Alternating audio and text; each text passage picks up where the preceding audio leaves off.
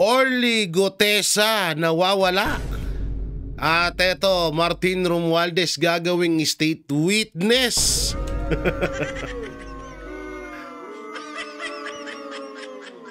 Hindi ko na talaga alam kung anong nangyayari sa Pilipinas. Yung mga hindi involved sa nakawan, kinukulong agad. Pero, sawa ni Pira, yung mga magnanakaw sa gobyerno, ginagawang witness, anak na. Ang galing yung kupal kayo, ha? Marunong kayo, ha? Iba din na. Ang gagaling ng mga kupal na to, no? Oo, ano pang international convergence zone yung talent nila. Putang ina, Martin Romualdez, state witness. Aba nako, pagkalapit mo naman. Ang tindi. Siya, ikaw pa talaga gagawin na witness? Laban sa'yo? Ikaw nga yung tinuturong mastermind ng nakawan eh. Ito na yung sinasabi ko sa inyo na wala talagang kwinta etong ICI na to. Isa lang tong isang malaking teatro na ang kanilang tema ay puro palabas lamang.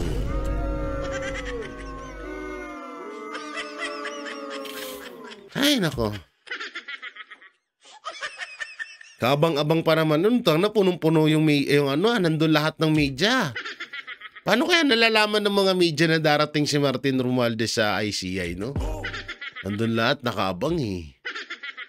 Oo, talagang no. Iba yung ngiti ni Martin Romualdez kanina. Sabi, putang, parang ganito yung pakiramdam pag presidente ka. Ganito yung pakiramdam pag presidente ka, maraming sa'yo. Tutok ang media sa'yo. I'm famous.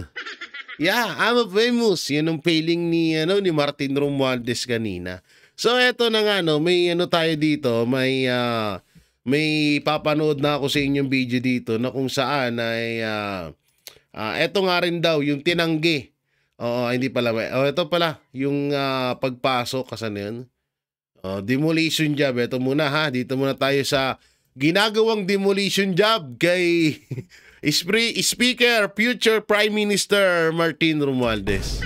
So panoorin natin. Nababahala si House Deputy Speaker Ronnie Puno sa anyay demolition job laban kay dating House Speaker Martin Romualdez. Bakit? Tinataon pa raw ito sa pagharap ni Romualdez sa Independent Commission for Infrastructure o ICI bukas.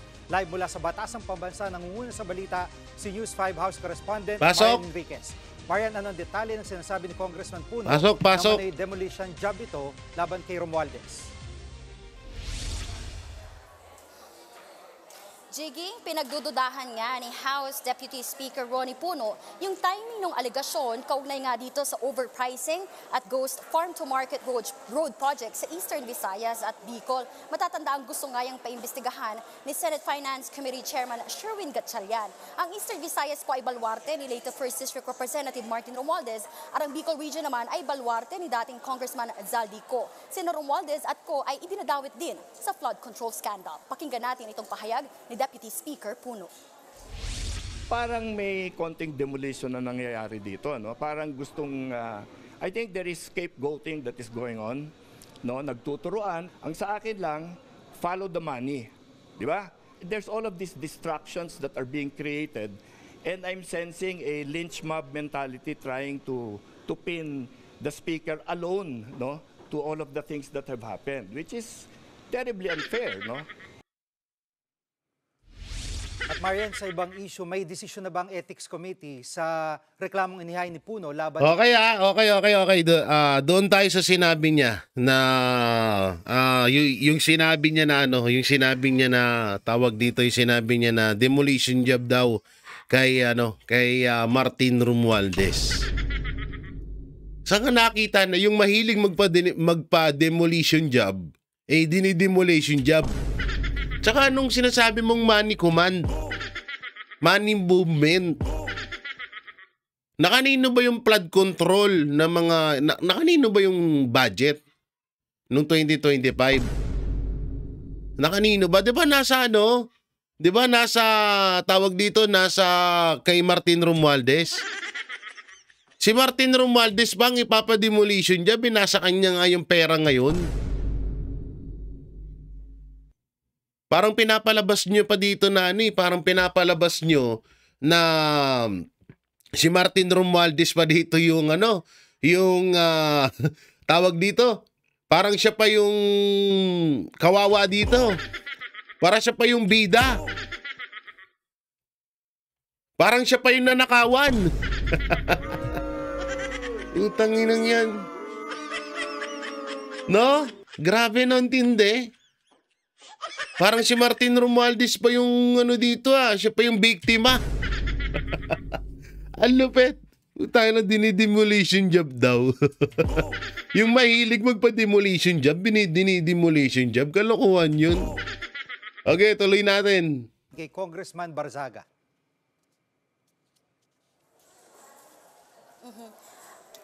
Jiggy, hindi nga umabot itong si Cavite 4th District Representative Kiko Barzaga doon sa kanyang 9 a.m. Ethics Committee hearing kaninang umaga. At sa ambush interview nga ay piniliwanag ni Barzaga na nabisi siya sa kakalaro ng video games kagabi. Narito ang kanyang pahayag.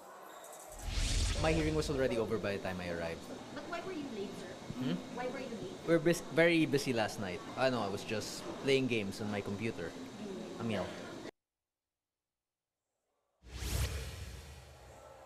Jiggy, bumuo naman ng Subcommittee for Reconciliation para sana nga pag-ayusin sina Puno at Barzaga pero pareho silang tumanggi. Matatanda ang naghain nga ng ethics complaint si Puno at 28 pang ibang miyembro ng National Unity Party laban kay Barzaga dahil sa paglabag sa House Code of Conduct at Code of Conduct and Ethical Standards para sa public officials. Kasunod nga yan ng mga malalaswa at mapanirang umunong posts ni Barzaga laban sa mga opisyal ng gobyerno. Narito ang sinabi ni Puno at Barzaga. There is no reconciliation because this is not a personal grievance. Ang insulto is to the institution. Well, I prefer not to settle because I want to try to have a hearing kasi mas maganda talaga pag if we can all air our grievances out and to talk about it. At Marian, ngayong ayaw magkaayos ni Puno at Barzaga, ano ang susunod na mangyayari? Taka na yan, kaya alam nyo, ako hindi rin, wala nang ayos-ayos. Oo, hindi na kailangan pag mag-ayos si Barzaga at saka yan si Puno, putay na. Kung ano-ano na pinagsasabi ni Puno about kay Kiko Barzaga eh. Tapos ngayon may kipagbati. Katarantaduhan naman na tayo, may mga paganyang-ganyang eme pa kayo. Alam naman namin na kapag sinasalungat yung mga kagustuhan nyo dyan sa Congress, kalaban nyo na agad. Kahit din naman ako sa kalagayan ni Kiko Barzaga, hindi ako makikipagbati kay Puno.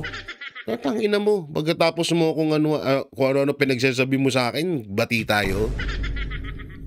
Alam na namin karakas nyo kapag against kay Marcos, kalaban nyo lahat. Diba? Ganun lang yun tangina. Bati-bati, palastikan.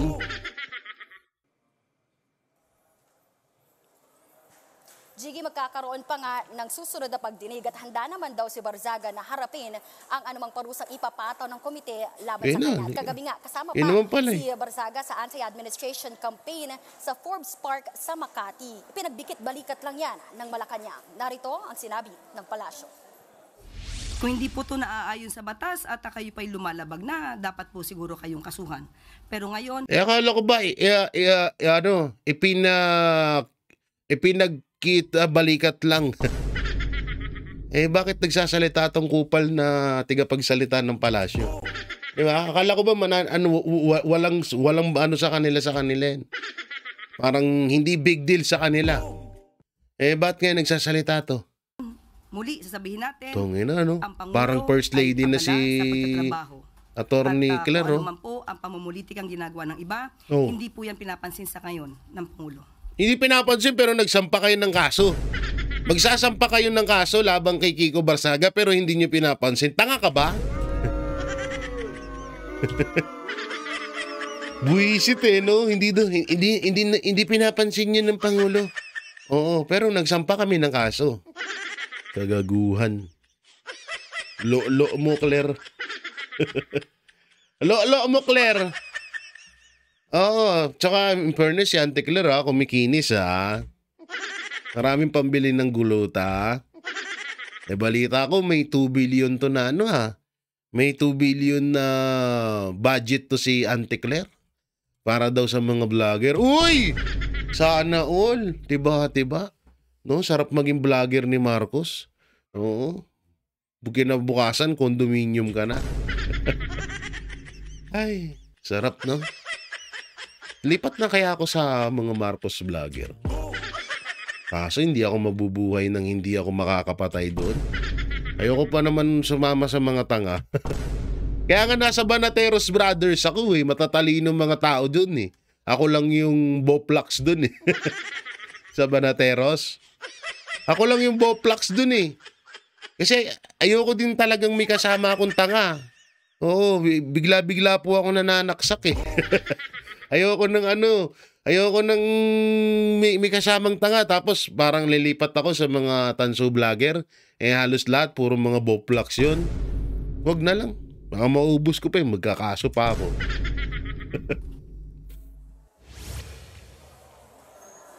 Jiggy, samantala, pasado na nga sa ikatlo at huling pagbasa ang panukalang 6.793 trillion peso national budget Paldo! para sa 2026. Simulation na nangyayari dito. Uy, nawala. Parang gustong Sa 2026, wala na pong pondong pinalusot ang Kamara para Paldo! sa flood control projects. Ang higit 255 billion pesos na dapat nakalaan dito ay ini-realign.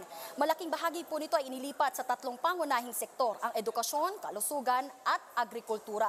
Ang mga tumutol sa budget ay yung mga aktibong miyembro ng minorya.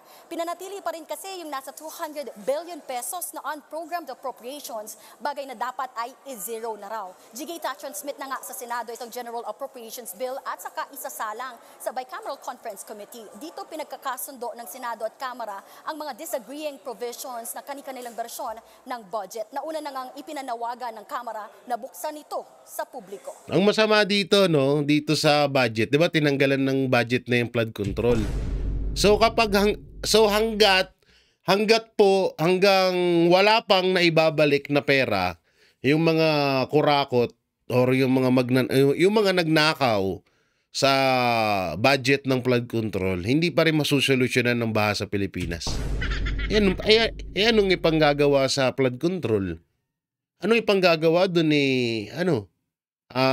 tawag dito? Wala nang pondo. 'Di ba? So ibig sabihin wala nang ipang tutustos doon sa flood control. So sa madaling salita, tuloy ang baha. Ang galing. Tapos ang malupit yung tawag dito, yung budget sa natitira sa flood control inilipat sa education at agriculture. Masama nito, focus tayo ng focus sa flood control, nakaw naman sila ng nakaw. Hindi pala, mali. Focus tayo ng focus sa mga nanakaw na budget sa budget ng 2025. Pero sa kabila ng lahat, nakaw naman sila ng nakaw sa 2026 national budget. Ang galing, di ba? Ganun kagaling, di ba? So, ganyan ng ngayon. Tayo, nakapokus tayo sa flood control. So, walang problema yon. Ang problema dito, yung mga magnanakaw, nandoon sa 2026 national budget. Yan, yung sa mga pagpagawa ng mga school, pagpapagawa ng mga establishment para sa edukasyon, mga notebook. Yung notebook, nagkakahalaga ng 500, gagawing 11,000. Ayun yung masaklap dyan, no? Yung notebook, ito lang, sabihin na natin, yung libro, nagkakahalaga ng 1.5. Tapos, pagdating sa DPWH, ang presyo nito, 11,000. Ang galing, no? Hindi, malamang, ganyan ang nangyayari ngayon. Yung pailaw nga, di ba? Nakikita niyo yung sa mga gilid ng, sa gilid ng kalsada. Diba? Yung mga ilaw-ilaw na parang pang-eroplano. O magkano lang yun? 1,600 lang kapag binili mo. Pero pagdating sa DPWH, tangina 11,000 na. Ganun kalupit. Kaya sabi ko sa inyo unang-una, ganito yung pangyayari dyan. Sa flood control, tinanggalan ng budget, di ba? So ang mangyayari, mag-aantay tayo ng mga mananagot sa flood control issue at aantayin natin yung ibabalik nilang pera sa atin. Ganun mangyayari dyan. Ang masama nito, tuloy-tuloy pa rin po yung baha sa Pilipinas. Kasi hanggat hindi binabalik yung pera, walang budget na mapupunta sa flood control. Bakit kaya hindi natin gawin na lagyan ng budget ang flood control at gawing maayos ang mga flood control, lalong-lalo na yung mga sirasirang mga flood control ngayon at yung mga flood control na hindi naman na matatawag na ghost project or wala talagang ginawang project dun. Gawin yun. Ituloy pa rin. Ayusin. Para matapos na yung baha sa Pilipinas, para maibsan naman kahit papano. Kahit man lang hanggang tuhod man lang sana. Kaso grabe yung baha ngayon, lagpas taon Minsan napapaiyak na lang ako sa mga kababayan natin kasi biro mo. Unang-una ganito yan. Ilang taon nilang pinaghirapan sa ibang bansa yung pinundar nilang bahay. Ilang taon nilang pinaghirapan yung pinundar nilang mga kagamitan sa kanilang bahay. Tapos wawasakin lang ng baha. Wawasakin lang ng tubig. Hindi kayo naawa sa mga kababayan yung ganon? Hindi kayo naawa sa mga kapwa natin Pilipino na halos halos kung kumudkod ng inidoro sa ibang bansa, halos talagang sobra-sobra silang magtrabaho, kayod kalabaw. Kudkud ng inidoro dito, kudkud ng inidoro sa kabila. Hindi kayo naawa sa mga OFW na kapwa natin Pilipino? Tapos yung mga kabahayan nila, pag uwi nila, wala silang makikita dahil lubog na sa baha. Yung mga gamit nila, sira-sira na. Yung mga napundar nilang gamit, yung sasakyan, motor na napundar nila, wasak na. Dahil sa baha. Tangina, grabe sa pagkademonyo talaga yung administrasyon natin. Hindi nila naiisip yun. Tapos ngayon, yung flood control, tinanggalan ng budget. Dahil daw maraming nakawan. Diba? Hindi naman solusyon yung pagtanggal ng budget sa flood control. Ang solusyon sa flood control, laanan nyo ng budget yan ulit at gawing maayos na yung mga flood control, hindi substandard. Gawin na talaga kung ano yung dapat na pagtatrabaho sa flood control. Yun ang nangyayari kasi sa atin, tinanggalan, tapos ititenga yung mga flood control, so tuloy pa rin yung baha. 'Di ba? Anong klaseng katarantaduhan 'yun? Tapos ngayon inilaan sa education yung budget sa flood control. Laki-laki ng budget ng education, 6 trillion. 'Di ba? Hindi nga natin alam kung talagang safe na 'yun. Yung 6 trillion na 'yun. Kasi una-una, ang hilig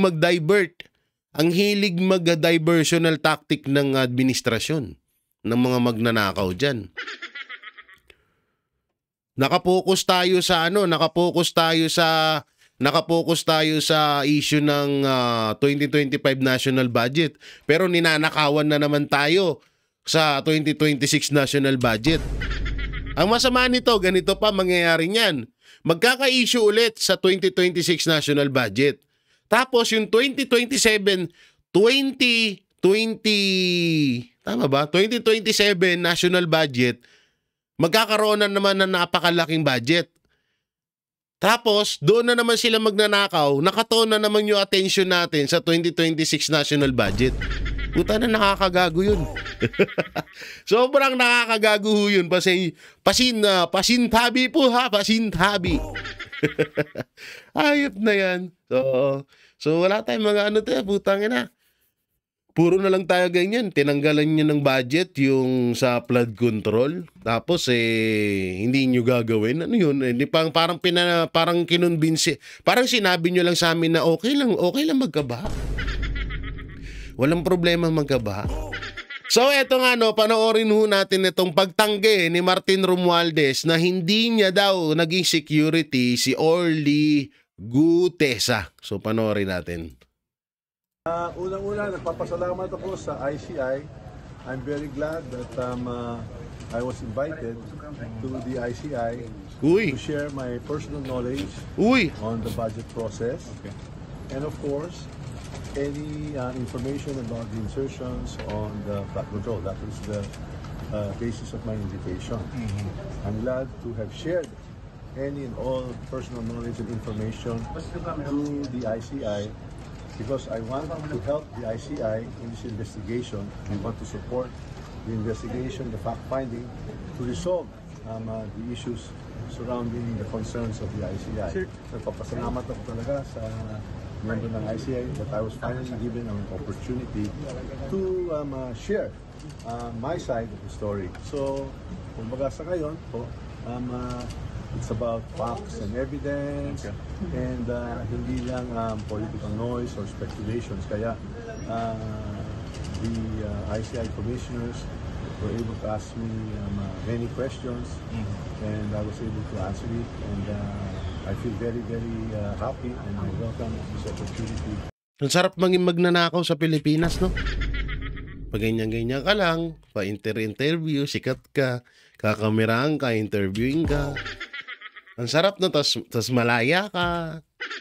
Tas ang dami-dami mong pera. Sarap buhay. No? Sarap, no? Ayan, tignan mo. Tignan niyo si Martin Romualdez, ba? Sarap buhay. Walang kaproblema. Bilyonaryo pa. Ini-interview pa nila yan. Wala man lang umuhuli dyan. Pero kung halimbawa ako, isang J. Guevara na Banateros Brothers na sumusuporta sa Duterte, involved sa flood control issue, isa akong kontraktor ng DPWH, putang na. Ngayon pa lang, nung unang putok pa lang ng issue ng flood control, nakakulong na ako.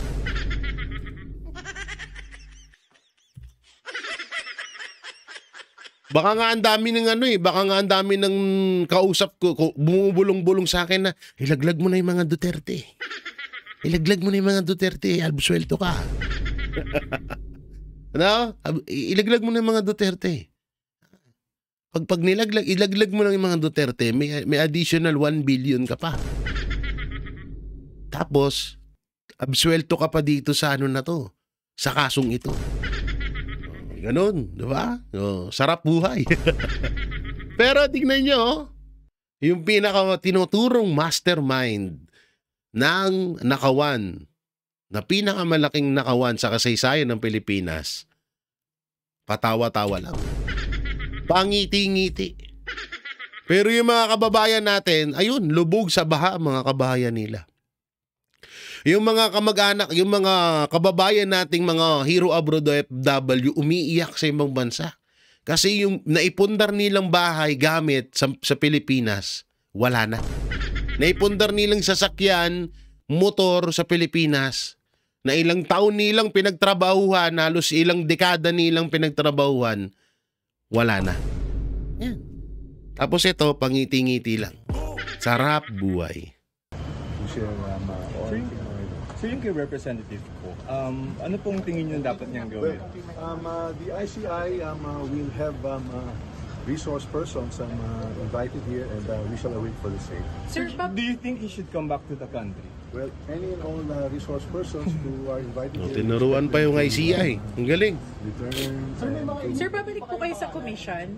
Sa ICI? I'm ready to come back to the commission anytime I'm invited so that if I can share more information, I will do so. Sir, yung comment lang... Sir, are you willing to release your SALN? I will do at the instance of the commission. So, Sir, yung... Sir, pupunta po ba kayo sa DOJ? I will not be invited. Sir, yun pong sinabi nung witness ni Senator Marcoleta, and would you like to comment yung kay Orly? Kasi The witnesses that were presented are discredited already for having presented falsified documents in the form of the testimony, and their testimonies have already been denied by the... But do you confirm po that he was part of your security? He's not part of my security. Thank you very much. Thank you. Hindi daw parte ng security itong si Gutesa. Gutesa pala, Gutesa, hindi pala Gutesa. Gutesa. Orly Gutesa. Ngayon ito, kung hindi parte ng security ni Martin Romualdez, etong si Gutesa, si Sir Orly Gutesa, ano bang, kasi isipin nyo maigi, anong mapapala ni Orly Gutesa kapag kinalaban niya si Martin Romualdez? Una-una mayaman to, bilyonaryo yan. Dahil sa pagiging kawatan. Diba? Anong mapapala ni Orly Gutesa pag nilabanan niya si Martin Romualdez? Halimbawa, gumagawa-gawa lang siya ng issue. Di ba wala? Walang mapapala si Sir Orly dito. Maaari pang ikapahamak ng pamilya niya, pati siya. Maaari niya pang ikapahamak ito. Ngayon, hindi ako naniniwala na nagsisinungaling si Orly Gutesa. Bakit? Yun na nga yung punto ko. Wala siyang mapapala dito sa kung siya ay nagsisinungaling. 'Di ba? Sino magbabayad sa kanya? Putang ina, una-una bilyonaryo to. Trilyonaryo na to ngayon eh. Hindi na pala bilyonaryo, trilyonaryo na to si Martin Romualdez. Tapos isang security gagawa-gawa lamang ng kwento para sa kanya. Putang ina, katarantaduhan yun. Hindi ako naniniwalang nagsisinungaling si Orly Gutesa. Kaya tumistigo si Orly Gutesa dahil alam niya talaga kung ano ang tunay naman ng mga nangyari. May nalalaman siya. May nalalaman yan si Sir Orly Gutesa. Una-una, wala naman siyang personal na galit kay Martin Romualdez. Kahit siguro sino halimbawa, kasi sabihin na naman ng mga basher, di binayaran. Kahit bayaran mo si Orly Gutesa ng 100 million, hindi papayag yun. Kahit kahit bayaran mo ako ng 500 million, hindi ako papayag. Alam niyo kung bakit? Putang ina, trilyonaryo to. Anong magagawa ng 500 million ko sa pagtatago para wag lang ako ipapatay nito? 'Di ba? Anong kayang gawin ng 500 million mo sa trilyonaryo? Tang saglit ka lang diyan. O sige, magbayad ng hitman yan 1 billion. O 'di ba? Talo ka na agad. 'Di ba? Kaya nga ako ulit-ulitin ko, hindi ako naniniwala na sinungaling si Orly Gutesa. Ako po'y naniniwala na totoo ang mga sinasabi ni Sir Orly Gutesa laban dito kay Martin Romualdez at kay Saldico.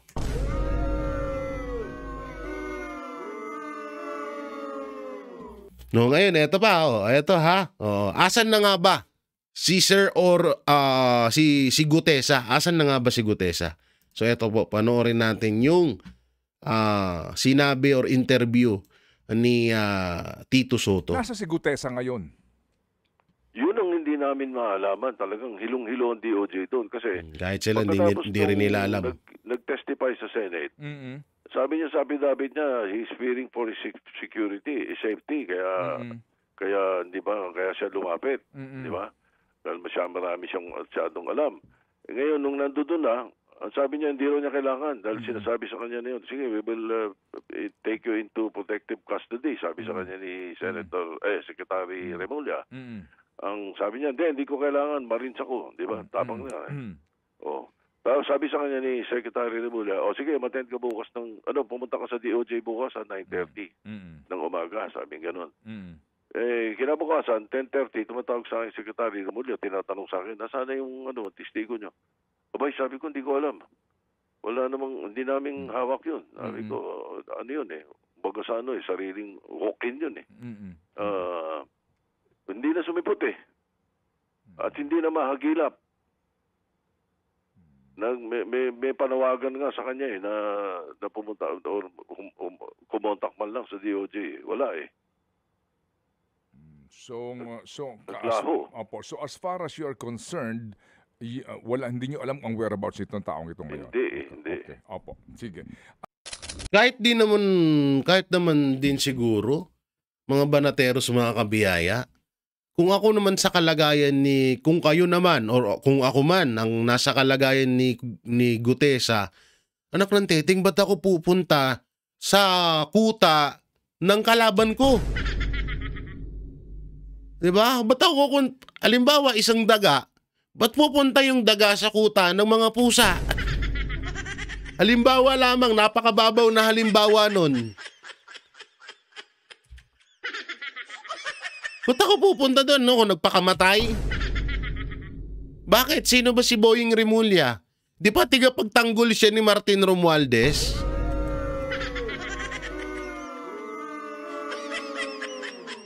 So anong dahilan? Ba't ako pupunta doon? Diba?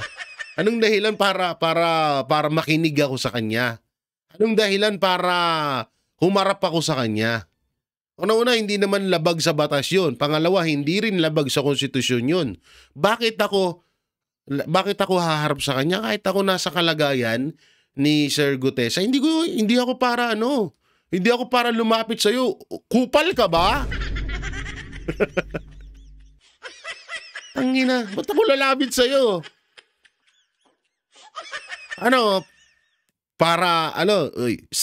Contessa, baka gusto mo ng 1 billion. Baka gusto mo ng 1 billion. Sabihin mo lang na binayaran ka ni Marcoleta para lang isumbong si Romualdez. Diba? Pwedeng ganun mangyari. Pwedeng ganun Hindi ko tinutumbok na ganun ang nangyari. Pero pwedeng ganun ang mangyari. Pwede rin mangyari na maabangan or maging delikado pa ang buhay ni Gutesa pag pumunta siya ng department or kung humarap siya kay Boying Remulla. Baka mas delikado pa buhay niya dun. Diba? Ako, kahit sino, puta na ba't ako harap sa inyo? Sino ka bang hinayopa ka? So, ito pa yung isang interview mapatungkol ho dito sa pagharap ni Romualdez. Sir, so yung invitation sa atin is that gusto malaman ng commission natin yung process ng NEP at paano ito nagiging at kung paano nagre-release ng budget. So yun yung pinadala sa ating liham ng commission. So yun ang explain natin ngayon together with yung ating mga senior officers, ating DBM. Sila yung mga kasama natin. If there's a problem in the budget as reflected in the insertions, how do you cure that? Kasi yung budget, napirmahan na yan, di ba? Okay. Yung 2025, do? Yeah. So yung iba may dyan, cut Ba't may cut yun? Yung iba naman, naka-fisaro pa for later release. Okay. Ngayon, kung may problema yan, siguro malaking magandang tingnan din dyan siguro yung ating commission na audit, di ba? Titingnan nila yung mga proyekto na ipatutupad ng tama. Ma'am, in the future, moving forward, when we draw up the NEP and then the GAA, saan yung pwedeng i-cure natin to avoid yung mga ganyang insertions? Siguro, yung insertions kasi hindi natin alam, di ba? Okay. Nanggagaling kasi yan sa mga departments. So sila ang nagpo-propose niyan sa DBM, ng kanilang mga programa at saka mga proyekto. So siguro, yung mga implementing agencies, they will have to really plan kung ano ba talaga yung mga proyekto na ipapasok nila. So, kunyari, like sa DPWH, talagang siguro mas magiging mabusisi yung top level kasi nanggagaling yan sa baba, di ba? Mas magiging mabusisi yung top level sa pag-identify ng mga proyekto na... Hoy, ano ba yan? Ba't nasa nguso na niyan? Hoy, hindi po sa akin yan ha. Sa ANC digital yung camera na yan ha. Baka mapagbintangan ako dyan. Zoom ng zoom yan. Papasok nila, isasubmit nila sa DBM sa kanila yan ha. National Expenditure Program. Legis side, how do we avoid maybe congressmen dipping their fingers into, you know, budgeting? Alam mo, nakita naman natin na sinabi naman nila na hindi naman masama mag-amend, di ba? That's their job. The executive proposes and then they disposes and then we just implement kung ano yung pinasa nila. So siguro maganda yung ginagawa nila ngayon, no? Na naka-live yung kanilang budget deliberations. Tapos may mga civil society organizations na uma-attend na hindi lang observers, no? I think they get a chance also to ask questions, yung mga ganyan. So maganda 'yon, maganda i-live natin yung lahat ng budget deliberations sa floor, sa committee, and then yung yung request nga pati yung bycam, sana maging live din siya. Okay, balitaan ko kayo. Ang daming kuskus balungos diyan. Kahit nga i-live yan, kahit maging transparent yan budget hearing na yan, kung yung small committee or yung tinatawag na small private forum ay hindi naka-media or hindi nakikita ng tao, kasi pag inaprubahan ng budget, may mag-a-approve pang isa, yun nga yung small committee na sinasabi ni Congressman Toby Tiangco. So, kung yun ay hindi ipapakita sa taong bayan, useless pa rin. Diba? May kita ng taong bayan yung budget hearing. Yung small committee, small forum. Yung isa pang yung tinutumbok ni Mayor yung tinutumbok ni Congressman Tiangco. Yun ang gusto, yun dapat ilabas din. Diba? Kaso hindi nilalabas eh. Paulit-ulit lang tayo dyan. Samantalang dito tayo sa pahayag ni Congressman Pulong Duterte. Sabi niya rito, state witness kuno si Congressman Martin Romualdez. Biggest joke of century. Totoo. Totoo yun. Ito na atang pinakamalaking joke na narinig ko sa kasaysayan ng Pilipinas. Bago po mapanood, bago po mamatay si Lapu-Lapu, bago po mag-away si Magellan at Lapu-Lapu, ito na po ang pinaka-grabing joke sa kasaysayan ng Pilipinas na ngayon ko lang talaga at sobrang tuwang-tuwa ako dito. Hindi pala tuwang-tuwa, sobrang tawang-tawa ako dito. Tangina, ikaw na nagnakaw? Ikaw pa magiging witness? Kupal ka ba? Tangina mo! Putangina. Ang grabe, no? Ang tindi. Mapapasana all ka na lang eh. Putangina. Ginawang state witness, yung kung sino yung nagnakaw, kung sino yung mastermind. Ang galing ng utak nyo, mga kupal kayo. Ang galing ng utak. Iba din. Talino nila sa ganitong pamamaraan, no? Utangina, itinuturo kang mastermind. Pero ang ginagawa sa'yo, itinuturo kang biktima. Ginagawa kang biktima. O kita mo, nag-state witness pa. Ang lupit. Oo, kaya totoo yung sinabi ni Kong Pulong eh. Napakalaking katarantaduhan ito. Pinakamalaking isang nakakatawa sa kasaysayan ng bansang Pilipinas. Ang tindi mo, ang tindi nito, grabe. Demonyo na sa pagnanakaw, demonyo pa sa kasinungalingan, demonyo or mas masahol pa sa demonyo kung gumawa ng kwento. Ang tindi, grabe. Sa sobrang tindi nyo, palakpakan. Ayun na. Pwede nyo nang hakutin yung Oscar Award. Oo, grabe. Ang lupit. So, sa sobrang kalupitan hindi ko na alam kung saan ko ilalagay ang kadismayahan ko sa inyo. Putang ina, si State Witness Martin Romualdez, tinuturong mastermind sa sa flood control scam, tapos gagawin State Witness. Katarantaduan, di ba? Ay, nako. Grabe.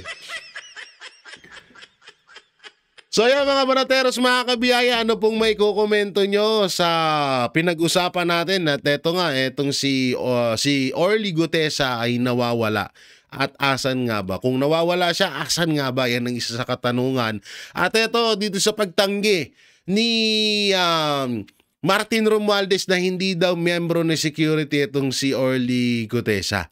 At ito ang pinakamalapit, yung gagawing state witness si Martin Romualdez dito sa issue ng flood control. Ano po may kukomento nyo? I-comment nyo lang po yan sa baba. At syempre, don't forget to like, share, comment and subscribe sa ating YouTube channel. Pipindot na lang din po yung bell button para lagi kayong updated sa ating mga video araw-araw. So maraming salamat. Ingat po kayo palagi. God bless and peace and bye-bye. Yan ang Banateros, walang inuurungan. Pag tama palakpakan, pag mali ay babanatan. Yan ang Banateros, boses ng ordinaryong Pilipino.